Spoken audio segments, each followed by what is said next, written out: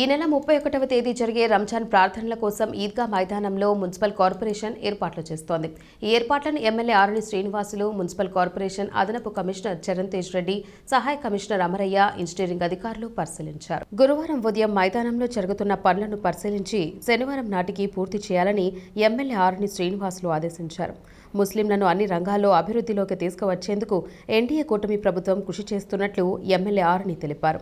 నెల రోజుల పాటు ఎంతో నిష్ఠతో అల్లాను ముస్లింలు ప్రార్థించడం ఆనవాయితీగా వస్తోందని ఆయన చెప్పారు. ముస్లింల ప్రార్థనలు ఫలించాలని ఆయన కోరుకున్నట్లు తెలిపారు. అల్లా దయ నియోజకవర్గ ప్రజలందరిపై ఉండాలని కోరుకుంటున్నట్లు ఆయన చెప్పారు. ముస్లిం సోదరులు రైల్వే శాఖ మధ్య నలుగుతున్న ఈద్గా మైదాన సమస్యను కేంద్రం దృష్టికి తీసుకువెళ్లి పరిష్కరించేందుకు కృషి చేయనున్నట్లు ఆయన తెలిపారు.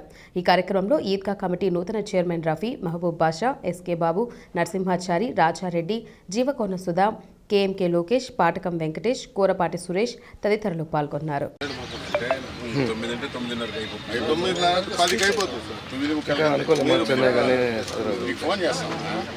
బయలుదేరి 9:10కి ఉంటారు. 9:30కి స్పీచ్